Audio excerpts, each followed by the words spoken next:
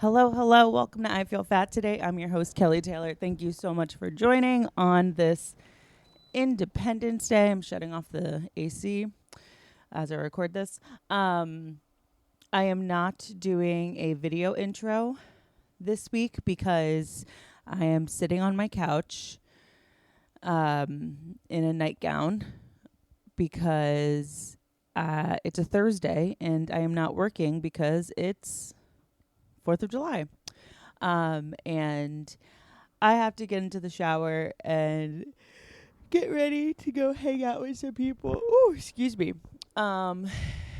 Which I'm looking forward to.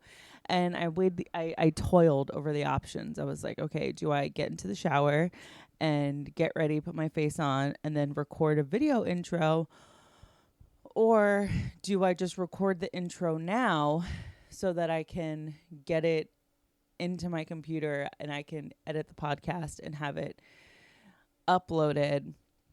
And I think for the sake of time, even though I'm going to be getting ready later, I feel like it's better if I just record this now. So that's why there's no video intro for the pod this week. But it's a holiday week. Give me a break.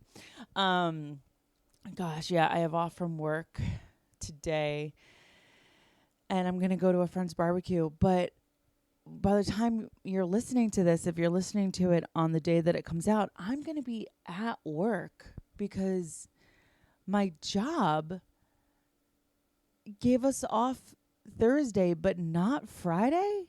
And I'm sorry, that is cruel and unusual. What is wrong with you? Do you know where I could be if I had off tomorrow? If I had off tomorrow, I could be, I don't know, maybe heading down to the Jersey Shore.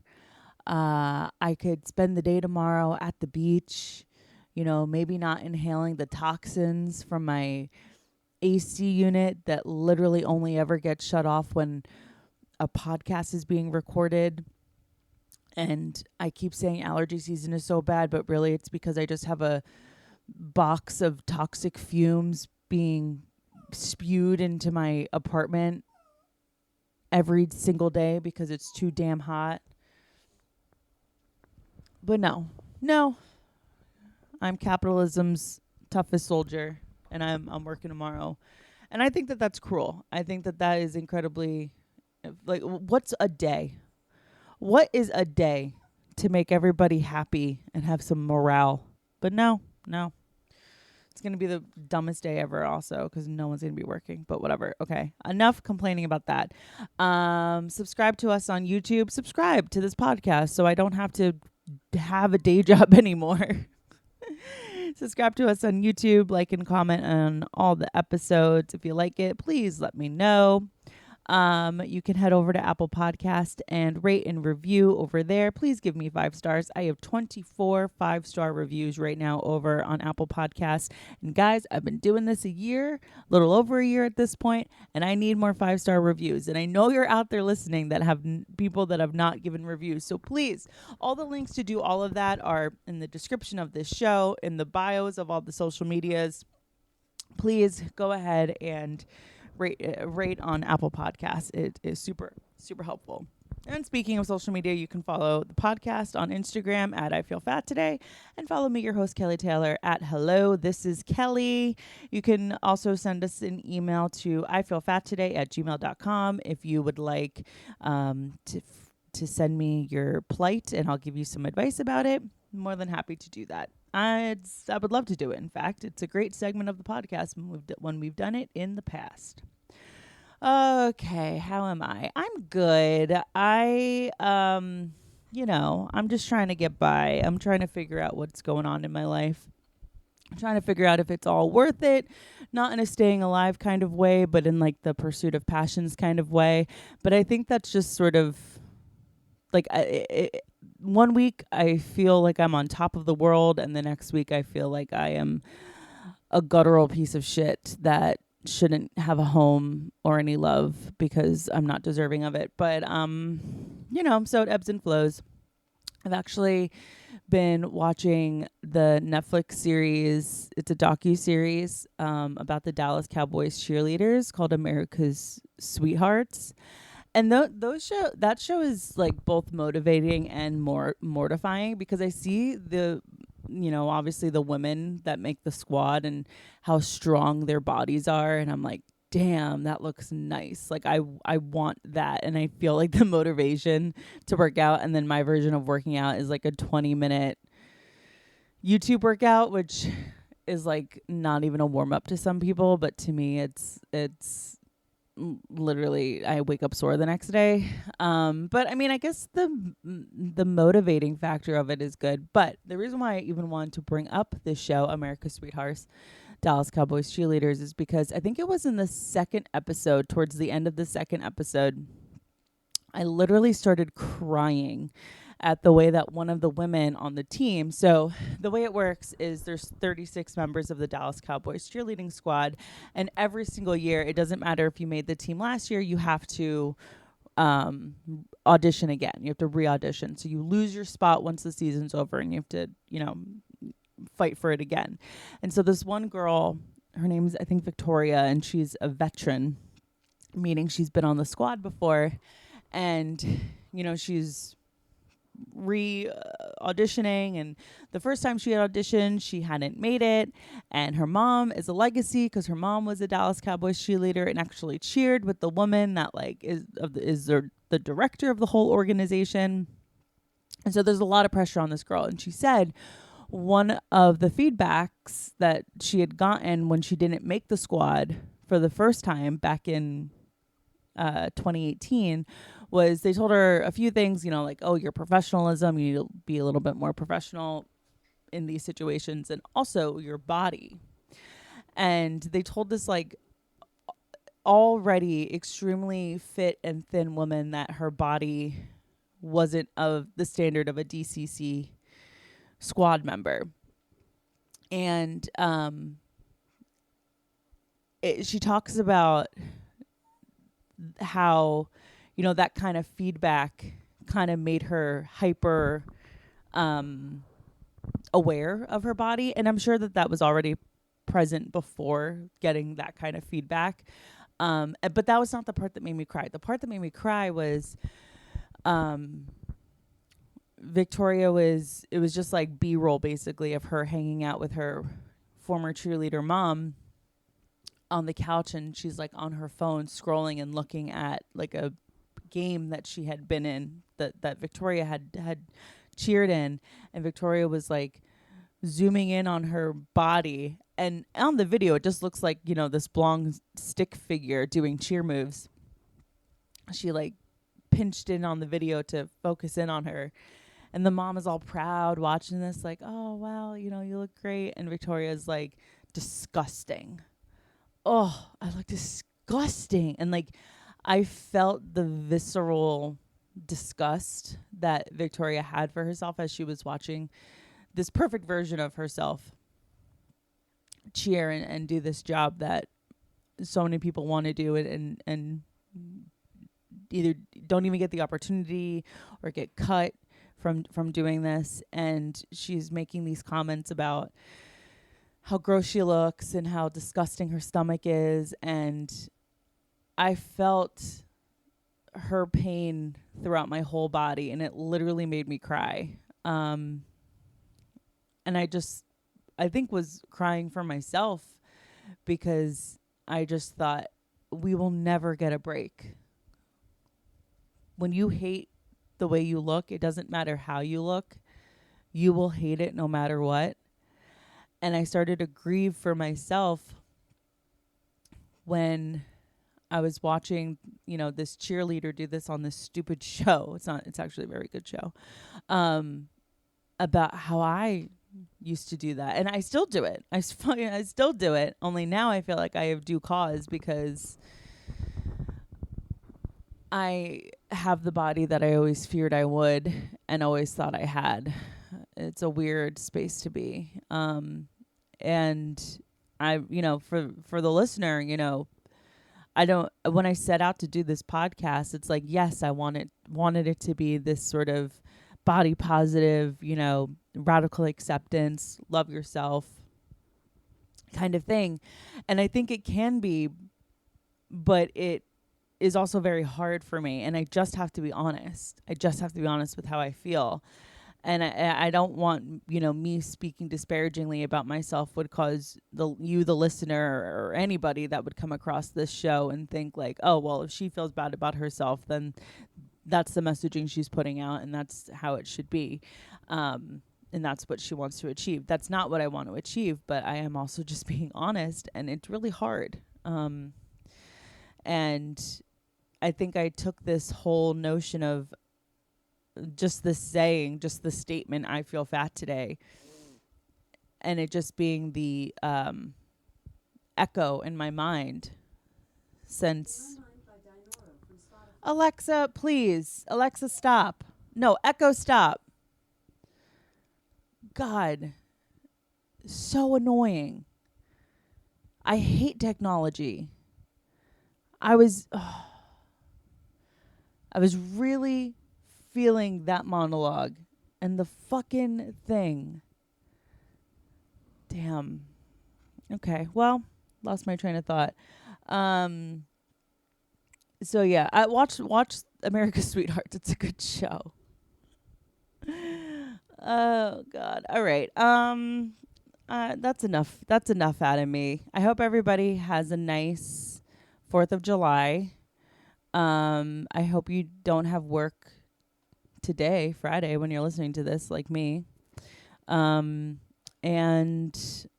yeah, okay. Let's just bring on the guest. My guest this week is a stand-up comedian.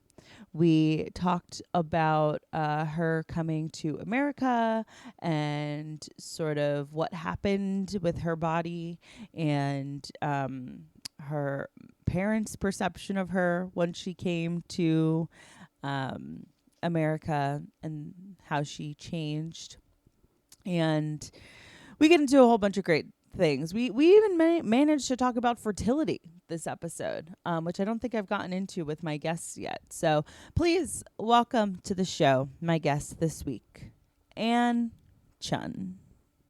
Test. This is I Feel Fat Today pod. Yes, we're here. We're good. We're going. Amazing. Ann, thank you so much for coming on the show. Thank you for having me. Yes. Oh, I got not password. I got Ember biting my toes right now. Kinky. Yeah. It's not that time of day, Ember. Oh my goodness. Okay, so Ann, thank you so much for coming on the show. I really, really appreciate it. You're a stand-up comedian, and you're based here in New York City, and you are from Thailand. Is that correct? Correct. Born and raised. Amazing. So I would love to, learn a little bit about that, and so because I'm interested in diet culture in other cultures because it feels like a very American thing. So tell me a little bit about where you're from. Yeah, so born and raised in Thailand, an hour and a half away from Bangkok. Okay. But I spent my teenage years in Bangkok, which is the capital city. Diet culture, I mean, it's Thailand. I think a lot of people have been there, and they probably could say that a lot of people there, especially women, are very thin. And it's like people very openly talk about weight. I think that's common in Asian culture. And, I was even thinking about this on the way here that, like, it is so, like, commonly talked about that people would name their kids fat or thin, like almost like a rapper's name, like Fat Joe, right? But like your actual nickname is Fat. Hi, I'm fat. Like, yeah. And the most of the time, a person whose name is Fat would be a little bit big, if not very big. So I thought that was interesting. I think it's become less and less common to name your kids that, but like based on their appearance, like people also name their kids like Black if they're like darker skin. Right. So that's done in is it more in like a jokey, like kind of teasing kind of way? Or is it like literally just like, oh, this is what you look like, so that's what we're going to call you? Honestly, I think it's both. Like, it's a matter of fact and also teasing kind of way. Like, it's kind of cute that you're Sorry. fat. No, it's fine. The cat, I forgot which Fat one. cat, Ember. Ember just jumped onto my chair. Oh, but So yeah, teasing kind of way.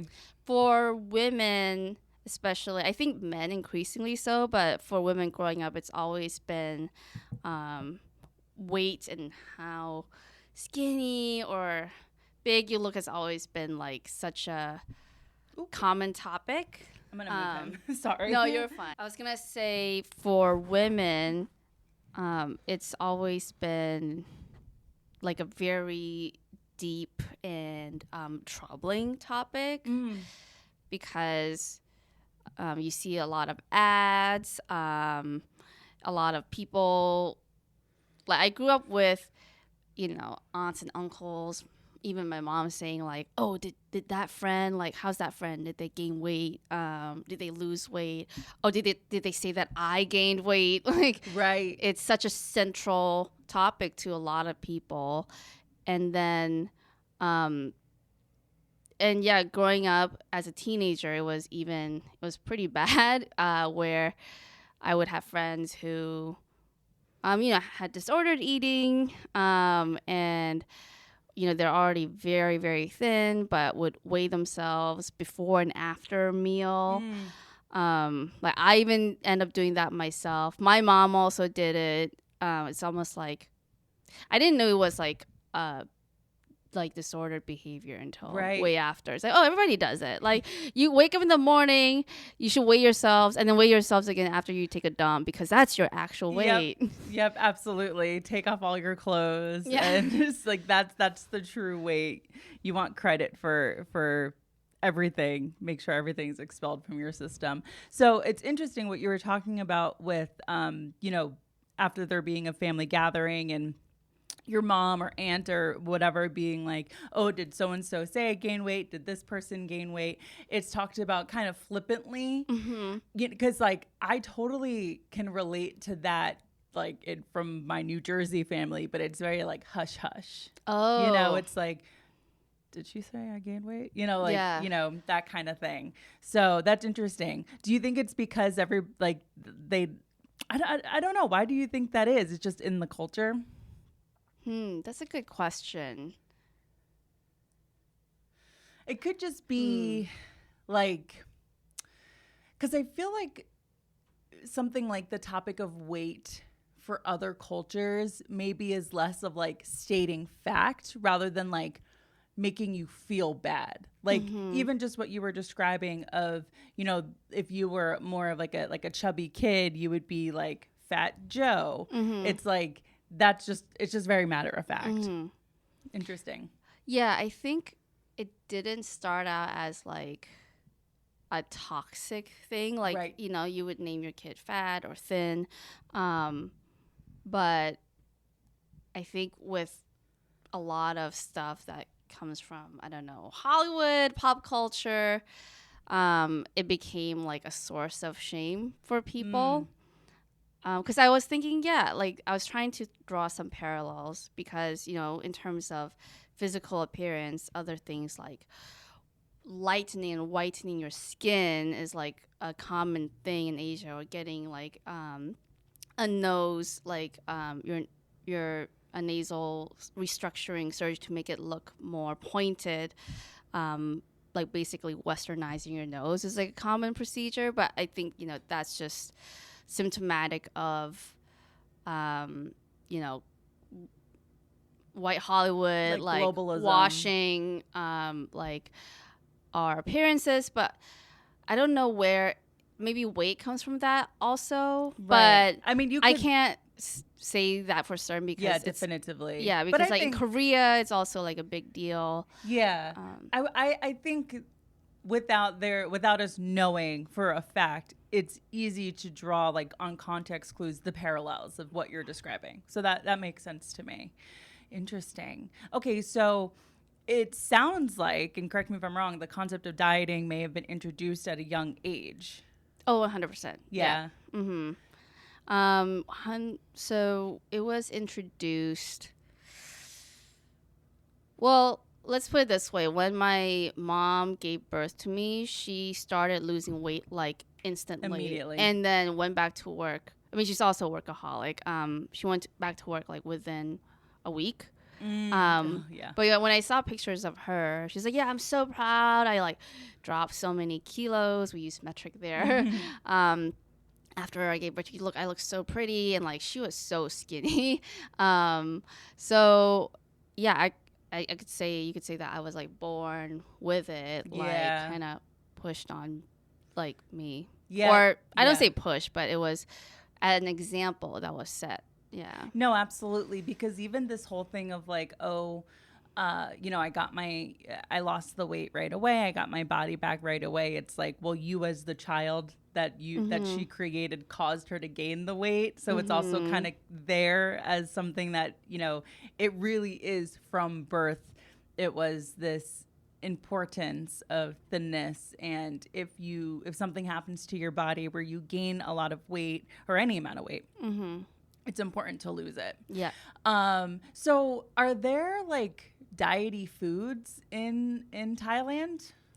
Yeah, so there's, a bunch of diet products, kind of like, I don't know, Herbalife, is that what people have here? Kind of like that, where it's like you drink this powder, you put it in water, and you'll drop like basically like a diuretic, right? Yeah. And laxatives or whatever. And then, a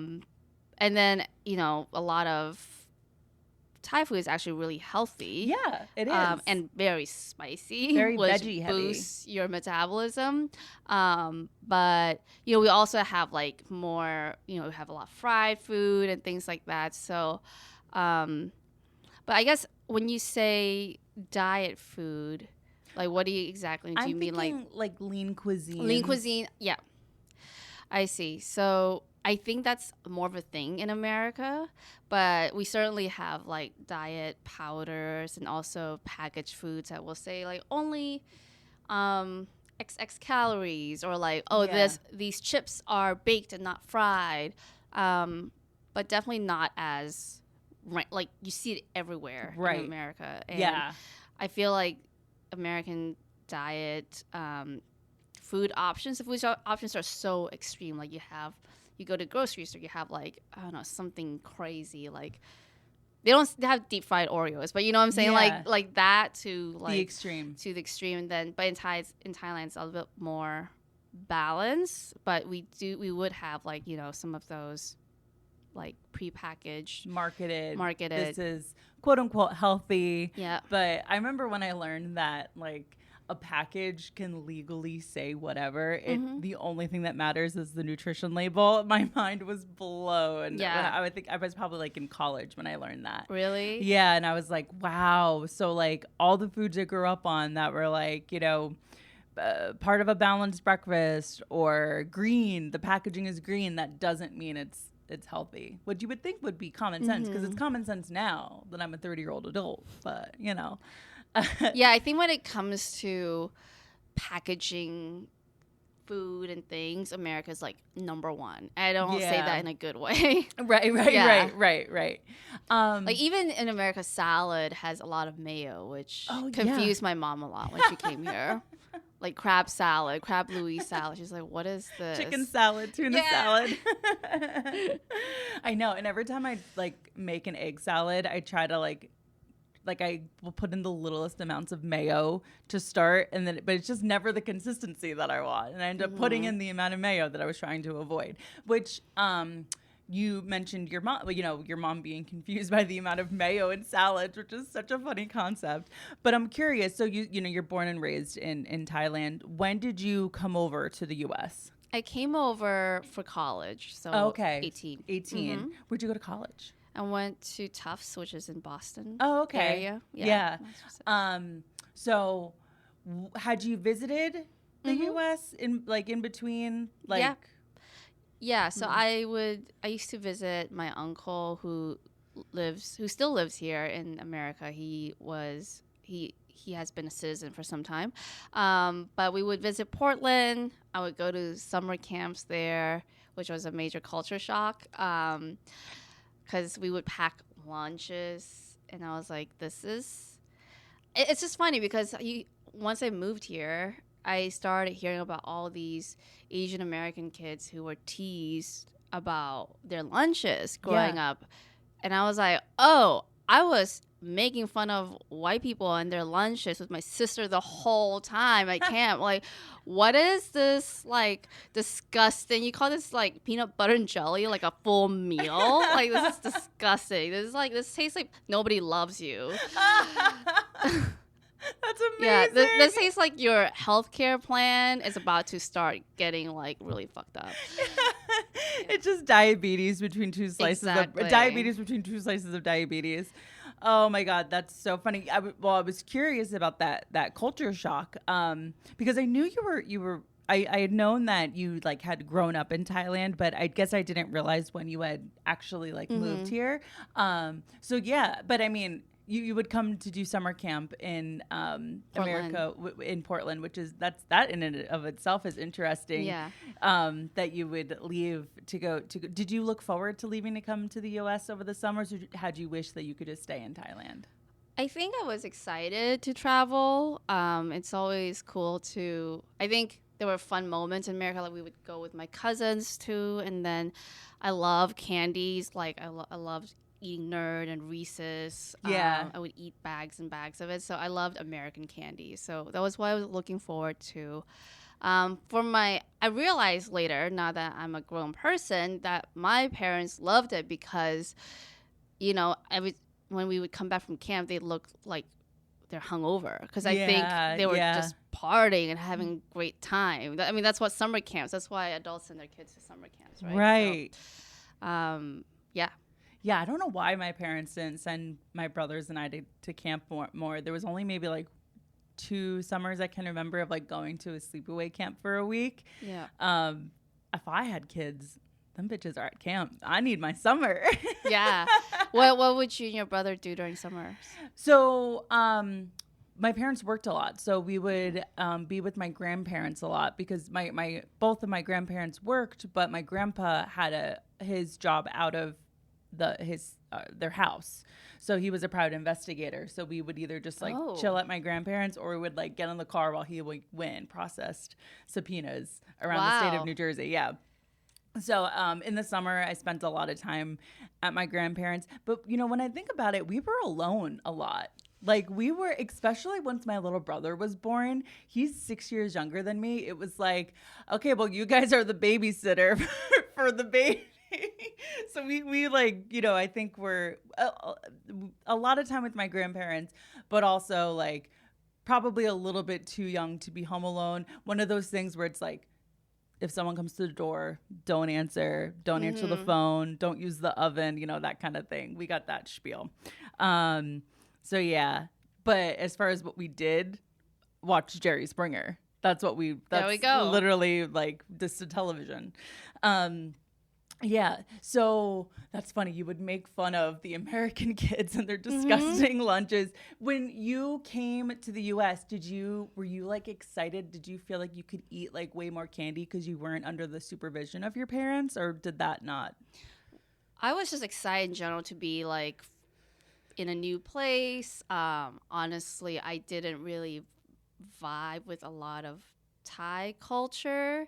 At the time, like I was kind of like what people would say, like, oh, you're so like Farang, which means like white or Western. Because like I'm just like a little bit more out there, you know, a little bit left field. So I was just excited to be in the States and have more freedom, including what I eat, what I wear, and going to liberal arts college in Massachusetts meant that there was a lot of weed, which meant, you know, I, you know, smoked a little bit. I hung out with, you know, friends who like to smoke. And then, of course, you know, I had like the freshman 20. Yeah. I gained 20 pounds. No joke. I mean, I have a very high metabolism, but I ate a whole cake one time when I was very high, like a whole 8-inch cake. My friend was like, "Oh my God, you ate all that?" I'm like, "Yeah." And then at one point, one of my best friends, he was like, he saw me like grabbing some cookies in the cafeteria, and he was like, "Girl, you better put those down." No. Yeah. He's very honest. Yeah. We all need that friend. He's Yeah. like, I don't know if you looked at yourself. Like, damn, he just laid it out there. yeah. I mean, I was still, in America, I was still pretty small. I Right. still fitted in most of my clothes, but all my weight went to my face. Yep. And I remember my parents picked me up from the airport after I finished my first year, and they said they couldn't recognize me. Oh. And they were like making fun of me. They were going this. No. Yeah, they're like, were "Hi, doing Ann." The blowfish face at you. And then my dad was like, where is your collarbone? And I was like, that's so funny that you would like shame me on my clavicles, on my bones. Yeah, like, my what's next? Like, bones. oh, how's my elbow looking? My clavicle's not showing. Oh, Yeah. no. Wow. Yeah. Because for most people, I mean, that's why we even have the term freshman 15 to begin with, because it is just so common to leave the nest and go, and you're fending for yourself now, and maybe you're anxious, or what, you're drinking a lot more, whatever the case may be, you're consuming more calories for whatever reason. And it's almost like, because you did this on a different continent, it almost is like it was like to the extreme, because your parents really didn't, they went probably a good 4 months without seeing you, maybe even longer. Yeah, more, yeah. Yeah, longer, depending. Yeah. So it's like they go so many months without seeing you, all of a sudden they see you. My parents, I know, would have been like way more reserved. My mom would have been like, so are you being healthy? Like they never would have done that. But like you, it's just like roasting you right away. Oh, yeah. And it was, I mean, it worked. I, shed all that. It was bad for my self-esteem. I would imagine. Did it feel bad to hear that? It felt awful. I mean, it was already like a thing too in high school growing up where, people would compare me and my sister. My sister's 5'10", and she and I share the same weight.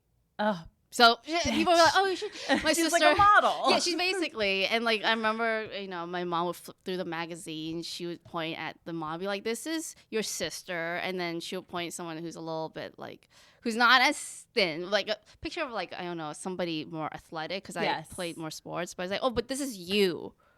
But like for me as a teenage girl, I was like, "Well, I wanted to be like the model." Yeah, I mean, anything that you're comparing me to that is not the thinner option, I'm gonna think you're calling me like I'm obese or something. Exactly. Oh my gosh. So it's even worse, because it's like you have a sister. Is she older than you? How much older is she? 3 years. Yeah. So it's still enough for you guys to like, she's not an old enough sister, she's still someone you compete with. And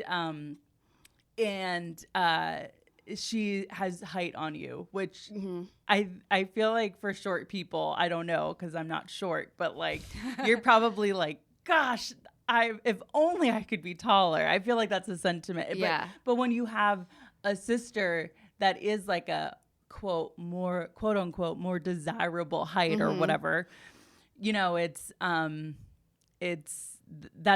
tough. Did she go to America for college? Yeah, she did. Did she experience weight gain or anything? Not that you. Oh, she did. Yeah. So see, there you go. And we overlapped 1 year. Okay. So we both went to schools in Boston. So I would visit her like once every 1 to 2 weeks. Come to her place, and she'll cook, because she liked to cook. And she would make like chicken pot pie, and I would eat like half of it. Yeah. Yeah. I mean, she ate a lot of Ben and Jerry's during college. We both gained quite a bit of weight during college in America. Yeah, it kind of like people kind of expect it. Like, oh, you're going to America, like you're gonna gain so much weight. And also, my parents met in the States. They met in grad school in Oklahoma, and my mom was working at a Dunkin' Donuts, and she only ate donuts. So she knew. I was like, well, I was just thinking in the back of my mind. I was like, well, at least I didn't gain as much weight as her.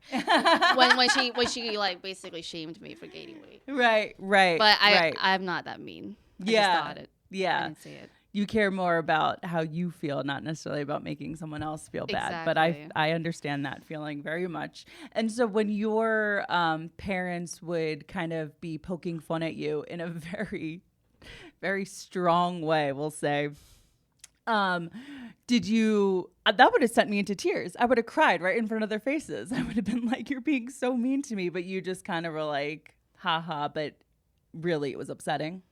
No, I think I was openly upset. Oh yeah. But I think they were kind of like liking that I was upset. Oh, Kind of like, interesting. hi, we got you. We got and then you. until finally they're like, okay, actually this is bad. And Yeah. because I would, wake up the next day and like not eat breakfast, and they're like, what's wrong? I was like, well, you just called me fat yesterday. Yeah, you just so shamed me. I don't want to. So like, oh, it's okay. Just like, just have this bowl of congee. Like, you'll be fine. And, Yeah. What is kanji? I call it my people's version of an oatmeal. Okay. So it's like rice, but like kind of like goopy. Mushy. Yeah, mushy. It's very good. Yeah. I like it better than oatmeal. I definitely have had it. I just couldn't picture what that is.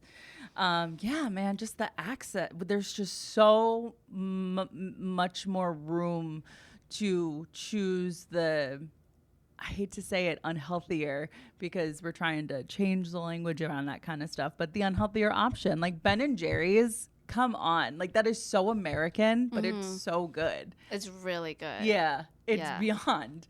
But like you said, there's the extremes. There's Ben and Jerry's fried Oreo ice cream, or there's, celery. Yeah, celery. Yeah. Absolutely. Okay, interesting. So when you had to lose this 20 pounds, did it happen gradually, or did you do it like in a focused, maybe toxic way? I don't really probably gradual, but like a little bit toxic, Yeah. I think I just stopped eating carbs. Yeah. Which wasn't looked at as at all toxic. There's a whole diet centered around I know, no carbs. right? Yeah. But it was, because rice is such a central thing to like Thai food. They were like, why aren't you eating rice? Blah, blah. But like, it's also something that my mom was already doing anyway. Like, she wouldn't really eat that many carbs anyway. So I just kind of like modeled that after her and like some of my friends. But beyond that, I didn't really do anything else. Just like, oh, I'm gonna order noodles, but no noodles. Yeah, Just yeah. soup and like the protein and Right. the veggies. No joy. I know, right? Life denying. But I did have like another like situation where I did lose weight in a more toxic way after that year. What was going on in your life? So I had just came back from studying abroad in Japan. So while I was there, I actually got hit by a car. Oh, that's terrible. Yeah, and very fortunately, I, came out of it unscathed. But I basically had PTSD, survivor's guilt, and when I returned to school, it was almost like my body just didn't want to accept food. And I just didn't really feel like eating that much. And I remember not eating anything after 4 p.m., even though I would stay up late. So I was at my smallest. Like, people would call me out and were like, are you okay? Yeah. Like, I was like, yeah, I'm fine. But when I looked at the photos, I was like, oh, I was not fine. Yeah. So I think sometimes like your emotions are just can really affect like how your body consumes nutrition or rejects it. Yeah. So yeah, that came like 2 years in my junior year of college. And you didn't even, like you said, you didn't even realize that this was something that was necessarily affecting you. Because people ask, are you okay? And you're like, I'm fine. Were you really in earnest saying that you're fine, or like, I'm fine? Don't ask me how I'm feeling. I was definitely depressed, but I didn't think that like, because I wasn't really intentionally like eating less. Yeah, like, I wasn't aware. Yeah, it that was I was unconscious. Eating less. Yeah, that's why I And I'm really glad that in the last 5-10 years, there's been more talk and conversation about the mind body connection. But I feel like that kind of gets thrown under this umbrella of like, oh, that's new age, that's woo woo or whatever. It's kind of discarded as not real. But the mind body connection is so like your body. I've read The Body Keeps the Score, and it really does. Like, you were holding trauma. It wasn't just in your brain, it was throughout your body from this traumatic event that had happened to you. And your body was letting you know something was wrong by one of the first faculties to go when you're in survival mode is the ability to consume. So that makes perfect sense. Wow. So have you ever gone to therapy? Are you into healing modalities? What's Yes, I have been going to therapy for some time now. Not necessarily for disordered eating or anything like that, but just for my emotional, mental health. I was also diagnosed with bipolar disorder 2 years ago or 3 years ago now. So I see like psychiatrist there, as well as having a mood stabilizer prescription, which has helped me a lot. Was it through being in like talk therapy that your therapist uncovered that you had this mood disorder, or was there like events happening where your kind of emotions were all over the place that kind of sparked that conversation of a diagnosis? It was the latter. So I have been seeing, therapists, various ones for many years now. I would say like 6 years. Of seeing various therapists? Yeah. It's like dating, trying to find a good one. Yeah. The same one for 4 years now. Okay, yeah. But she, they're not clinical psychologists or psychiatrists, so they're not actually supposed to diagnose you. Right. But I had like a rough year in 2020, as all of us did, and I was just reflecting on like some of the episodes I had, and I was like, I think I'm bipolar, because the year in 2019 I was like basically in my manic phase, or hypomanic phase, and then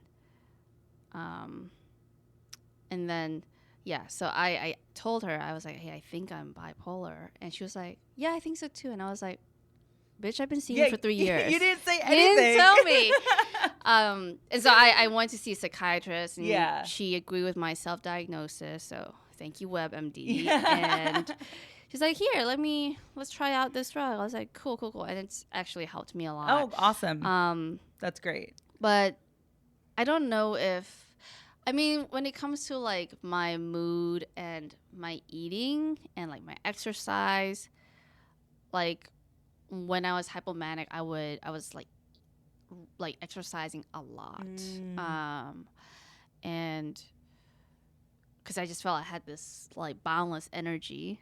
Versus when I'm like in my more like low or depressive cycles, it's I use food to comfort myself a lot, and I still do, and I don't.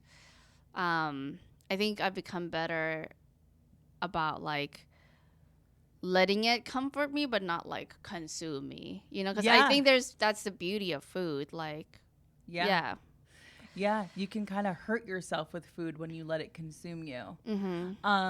It's interesting that you had this hypomanic phase in 2019. I don't know how much your peaks and valleys coincided with the pandemic, but 2019, personally, I felt like I was, burning the candle at both ends. I was spinning my wheels, like just, but pre-pandemic, it's like the before times. I was just kind of losing steam, and you're talking about this hypomanic stage where you had this like boundless energy. You're doing everything. You probably were hitting open mics if you were doing comedy at the time, like bouncing all over the place.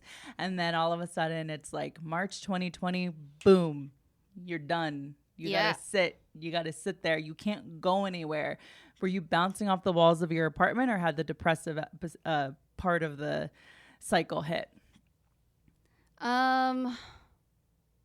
Isn't it crazy how like long ago it is now? It's I like I'm know. asking you something that happened 4 years ago, which I is actually know. insane to think I about. feel like we're different people. Like there's like pre-COVID and like Oh, post-COVID. absolutely. I I mean, don't know who that girl is pre-COVID. I really don't. same. So I think it wasn't necessarily like boom lockdown. I'm different. I think I was still like trying to do a lot, trying to do like Zoom shows. Yeah. Oh, yeah. Like going outside, like walking outside, like by myself. Hit the track, yeah. So I think it was really my lowest point didn't necessarily come in 2020 but 2021 Oh, okay. when I went through an egg freezing process. Wow. And the hormones just really, made me feel bad. Yeah. Yeah. Wow. Can I ask you about egg freezing? Mm-hmm. Okay, first, what sparked the decision to do that? And second, are you glad that you did it? Like, was it worth it to do it? Mm-hmm. That's a question I'm still asking myself. Really? To be honest. Yeah. So I have a joke about this. So I froze my eggs because really only because it came with my fancy healthcare insurance plan. Absolutely. I was yeah. I like free stuff. Yeah. I don't know if I want to have kids. I don't think I will, but let's just try this out. You like options. I like options. I feel like it's a free experience. Yeah. So, and like, I talked to a few people and they're like, yeah, it's very easy and chill. I've heard it was not easy and chill. It depends on your body, but it was not easy and chill for me. Yeah. I've heard some people say, yeah, no, I was back at it right away. And then other people, like what you're describing, it was being difficult. So was the physical recovery difficult? Was it more mental? What was hard for you? It was the side effects that happened during the 2 weeks I had to inject myself with hormones every night and going to get an ultrasound and my blood drawn every other day. Like, talking about feeling fat, like you feel very bloated in your stomach because like they're trying all these hormones are basically trying to make you have as many eggs as possible. So was it worth it? I guess we'll see. I do feel like good that I have options, although it's not a guarantee that they'll all work out, right? And cost is like, since it was covered by insurance, like that's fine. It's more like the emotional and physical labor that I'm still deciding, was it worth it? Well, when they asked me like, you should do another round, I'm like, no. Absolutely not. One and done. One and done. And insurance would have covered another round?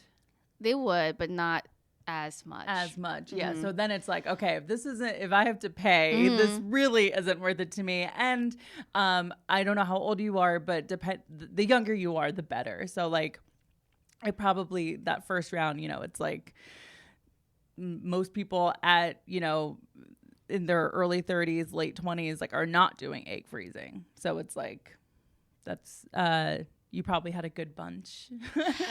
I had okay.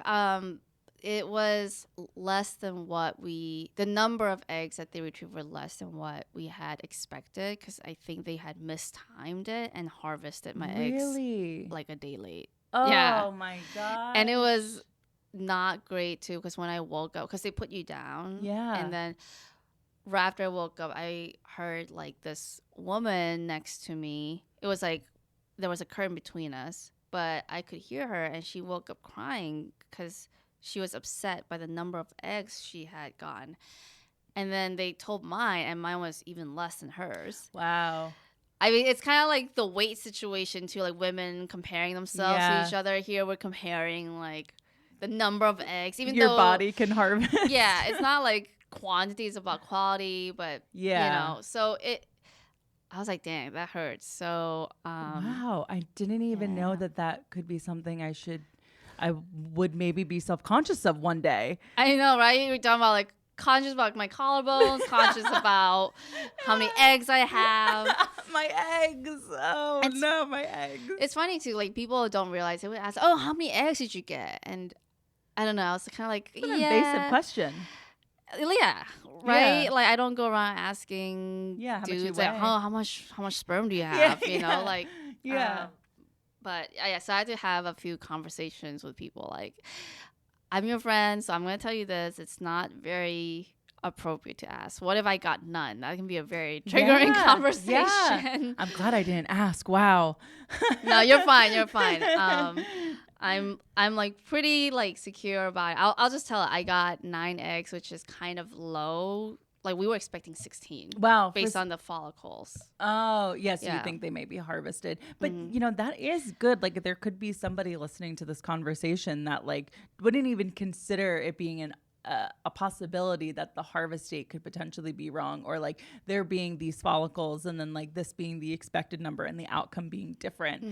Do you feel like the medical people that you were working with prepared you for potentially being a low number? No, because the whole time they were like, "Oh yeah, it looks great. Like, you know, we're expecting this number." And like, so when they told me the actual number, I was like, "Huh?" Yeah. I hate that. Yeah. I hate that.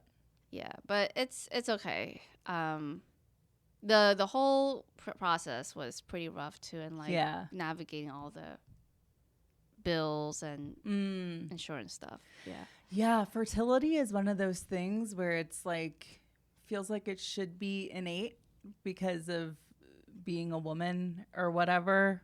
But I was watching a documentary recently. Did you watch the documentary Dancing with the Devil or Dance with the Devil? It's about this cult of dancers. And this one woman was in it for like 20 years and she got out and now she's, you know, too old, or I don't want to say too old, but like she probably won't have natural children. And she was sitting there crying about how, you know, like sitting in the interview crying about how she's like never going to be pregnant and how that's so devastating to her. And I was watching it just like, maybe it's because I'm only 31. I cannot relate to that feeling of like crying because I'm never going to be pregnant. But that is such a real fear and reality for a lot of women. And so going into the fertility harvesting process, it could be maybe that the medical people, like the doctors and nurses, like want to be as positive as possible, but it doesn't sound very realistic. It's just so, fertility is like, we need to do more research. Yeah. Like, yeah, I think so too. But, you know, I hear about people who were able to have children from just like one egg. I also hear the reverse. So you just never know. You never know. Yeah. And you said that you're not 100% on having kids. Yeah. Don't tell my mother-in-law, but yeah. Does your husband have any siblings? He has 2. Okay. Yeah. So maybe. Oh, yeah. So his sister, my sister-in-law, just gave birth a month ago. Okay. So, okay. Yeah. As I know, like when you talk about like the topic of, you know, people being grandparents, potential grandparents, it's like, well, if this one child isn't going to make them a grandparent, are there others that might, you know? I always think about that. Yeah. Because I think about for my parents, how like my older brother's married and not at all interested in having kids. His husband doesn't want kids. They're like, we would have to like adopt or get an egg donor or something. It would be like a whole thing that we don't want to do. So I'm like, okay, they're out. Then my little brother, I'm like, I think he just needs to find a nice girl. Just find a nice girl and you'll be, you know, maybe she'll want kids, because he by himself is like, I don't want kids. And I'm like, I'm the last vessel of making my parents grandparents. But then my mom's like, I don't really care, but like, I know she probably cares. You know, do you think your mom cares? Yes, but she's not like putting that kind of pressure on me. Yeah. I mean, I think she'd love it, but she's also like, it's your choice. She's very like progressive that way. And if anything, I feel like I could also, I think maybe I'm misremembering, but I think she's also said stuff like, oh, you're short, so if you get pregnant, you're going to look really fat. Unlike your sister. She looks so good pregnant. She's tall. Oh my gosh. Your mom. She is something. Sounds like she's projecting a lot. No. Well, she's a bit tall. She's like 5'7". Oh, okay. Yeah, so taller than you. Which, taller than 5'7" is pretty I'm tall. 5'3". Yeah. Yeah. Is your dad short? Where did the shortness come from? He's same height as her, so I guess for a guy, he's not that tall. Right. So I guess two 5'7" parents make a 5'3" baby. Exactly. Stranger things have happened. Yeah. So, okay. Interesting. Does your parents live in the U.S. or are they still in Thailand?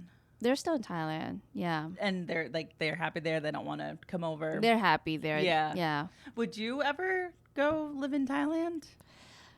Sometimes I feel like when I get older, I would, just because the healthcare here is so bad. Yeah. And not gonna lie, the politics and all the social issues do get to me sometimes. You don't really get that kind of stuff in Thailand, or at least not to the extent.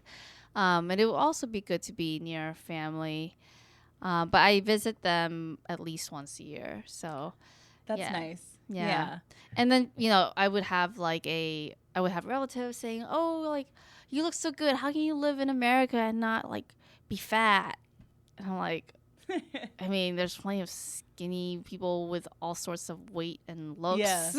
Yeah. But it's people that don't live in America or not from America are like, Americans are fat. How come you're not fat? You're in America now. Yeah, exactly. Because you became a citizen pretty recently. 2018. How'd you know? 2018. I did my research. Okay. Yeah, so a few years ago now, 5, 6, okay. 6 years ago. Was the test hard? No, it was really easy. Super easy. It was so easy. It was like, it was literally like, copy the sentence, like, and write it out. And then you had to memorize some answers, questions like, what is the longest river in America? Oh my God. No, that's a lake. What's the river? River. I think it's Mississippi River. That checks out. That tracks. I was like, okay, whichever one has the longest name. Yeah. I was thinking Lake Erie, but that's a lake. That's not even a river. I know Lake Erie is a big lake. Yeah. Maybe the biggest. Yeah, Maybe. I think so too. They didn't ask that though. And there was like an interview portion, just kind of like asking about your background. I remember the person who interviewed me was asking things like, oh, like, where do you work and where do you study? And I said, oh, I worked at what was then called Facebook, and I studied in Boston. He was like, oh, did you go to MIT? And I'm like, no. I know I look like I could go to MIT, but I did not. I feel like just going to school in Boston means you're really smart. No. There are a lot of schools in Boston, so yeah. Oh, the academics. So you worked at Facebook. That's interesting. Was it like grueling work hours? Not really. Not most of the time. What was your position there? I was a data analyst. Mm-hmm. Okay, were the office snacks off the chain? Yeah, it was. Yeah, there were lots of can you recall any like what the office offered in terms of like food? Right. I'm so curious about this. The food is amazing. I love the culinary team. They were my favorite. A culinary team? Yeah. Wow. Yeah, they hired chefs. Was this on West Coast or East Coast? Both. So I worked in the headquarters in Bay Area, and then I joined a new team and I relocated to New York for that role. Oh, so Facebook got you to New York? Yeah. Oh, well, amazing. I wanted to move to New York. Yeah, and I was like, how do I get the company to pay for my move? Absolutely. That's what Joe did. It already paid for my eggs. So how do I... Oh, that's what Joe did too? Yeah, he got his job to get him to Oh, New York. Or like his job was like, oh, we need somebody in New York. Like, are you interested? And he's like, actually, I was thinking about it. that's So, great. yeah. Yeah, because he lived in the Bay Area, Yeah, San Francisco. right, Yep. right. The food, yes. Yes. So I mean, the headquarters, just so many options. You walk in there. I mean, the person who designed the headquarters like designed Disneyland, so it looks like Disneyland, and there are all these like themed like eateries. So you have like the noodle bar, which has congee for breakfast and all the condiments, and then you have like the main eatery. Which for lunches and dinners it varies day to day. We've had like, I think since the economy has slowed down, the options aren't as crazy. Yeah. But back in the day, there would be like sushi and like even lobster. Wow. It was crazy, the golden days. And Yeah. then we had like the Burger Shack, which looked just like In and Out. In the New York office, there are several offices, but there's like a gelato bar, like a smoothie bar, made to order, and of course there's the salad bar. It's always Yeah. there. So for a while, I would just only eat salads because it would be so easy for me to get my freshman or Facebook 15, as Facebook they 15. like to call it. They have a name for it. There you go. Yeah. Wow. I mean, my millennial heart is like singing listening to this because like I remember going into the workforce in 2014 or 2015 being like, all millennials care about is like taking their laptop and sitting on a beanbag chair in the office, when it's like, really, that's what we wanted. Like, was like just like a fun work environment because we were always so conditioned to be like in the office. So it's like, I'm sure Facebook's offices were amazing with amazing food options because you were going to be spending a majority of your life there, not really so much of your day. Like you could be spending 10, 12 hours depending on the position, it sounds like, in that office. So they better have a smoothie bar. Yeah, breakfast. I would eat breakfast, lunch, and dinner there. I would imagine. When like I was like grinding. Yeah. I would pack. They used to have like takeout boxes, and I would pack it with food and then eat it at open mics. There you go. For dinner. Yeah. Comic hack. And so I never really like got good at cooking. And then when the pandemic hit and then I started dating my now husband, he was kind of like, the fuck? You know how to cook anything? Does he cook? Oh yeah, he's a great cook. That's great. There's always got to be one. Exactly. So, and I've learned a lot from him, and now I do enjoy like, eating at home, and like even though I could just stay at work and then eat dinner there, I'm like, no, I want to go home. I need some separation. So, it's all part of growing up. Yeah, but absolutely. Their dessert is so amazing there. I love their pastry chefs too. Ugh. Yeah, it's crazy. But yeah. I love it. That's so interesting. So you have been married recently. You got married recently. I don't know why I couldn't get that sentence out. Were you thinking about your body at all when it came to putting on a wedding dress? Now I know you had a traditional Thai wedding, but were you especially harder on yourself or like more strict with your diet so that you looked a certain way on your wedding date? Yeah, so I had Thai and Vietnamese dresses. Like, so that's 2 dresses and then 2 other like quote unquote Western white dresses. And I think when we set the date, I was like, "Ooh, okay, I gotta get fit." So I started running more and being more mindful about what I was eating. But I was never dieting. You weren't crash dieting. I was just like working out a little bit more. But with my Vietnamese dress, because it was made in Vietnam, I didn't get to try it on till like a week before. That's so nerve-wracking. It was so small. Like they couldn't zip it up at all. And it's not even like if I had lost like 10 pounds, like I would have to remove a rib. Yeah. Like it wasn't working. It was like kid size. It was like completely off. I mean, I have pretty small wrists and arms, but like I could barely get my arms through it, and we were like, what are we gonna do? Like, we can't just have it get made again, Yeah, in it's not gonna Vietnam. work. So my mom had this genius idea. She took it to the tailor, and basically instead of a zipper, they took out the zipper and then made it into sort of like a corset thing So where smart. you just tie it. Yeah. And it was like a crisscross thing, and it had a little bit of an open back now, right? So I was like, oh, that actually looks even better because Yeah. it's like kind of fits more of my vibe. But yes, I wasn't as like I wasn't dieting, although my tailor here who tailored or altered my white wedding dresses, she was like, oh, make sure you don't gain any weight, okay? I was like, yes, Oh, Maurice, yeah. it's fine.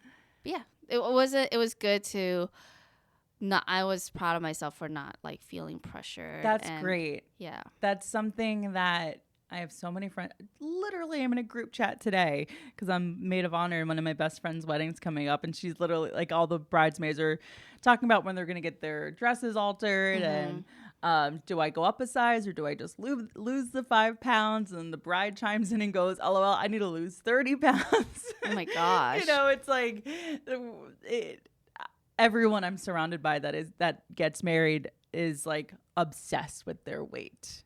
And I noticed that for some of my friends, it almost seems like it was like a coping mechanism because of the stress and anxiety of like the fact that they were not only getting married, but like throwing this big wedding, which can be very, very stressful, especially if you're not like a performer and then all of a sudden you're like the center of attention. And even when you are a performer, that's still like a lot. And I noticed some of my girlfriends, like the closer it got to their wedding date, them like not eating as much, but it kind of goes back to the trauma that we were talking about. Like when your body is in a state of like, when it's not in homeostasis, it like can't take in food. Yeah. So good on you. That's amazing. I love that. Yeah. Okay, amazing. Is there anything else you want to let the listeners know about you or your experience with dieting? We've had a wonderful conversation. Yeah, I feel like we talked a lot about different things, and it's the first time I've been on like kind of like a wellness centered podcast. So this was really cool, and I think I don't really have anything to plug. I'm just kind of like taking it more chill this year. Good. Enjoying my fun employment time. Yes. Which Congratulations. is why Kelly hit me up. So no, just thank you so much for having me here. Yeah, amazing. Well, where can people follow you on social media? So I'm on social media at It's Ann Chun, so ITSANN Chun CHUN on Instagram, TikTok, and Twitter. But I mostly just use Instagram. Amazing. Yeah. Okay, guys, please follow Ann. And that's been the show. We'll see you next week. Thank you. Bye.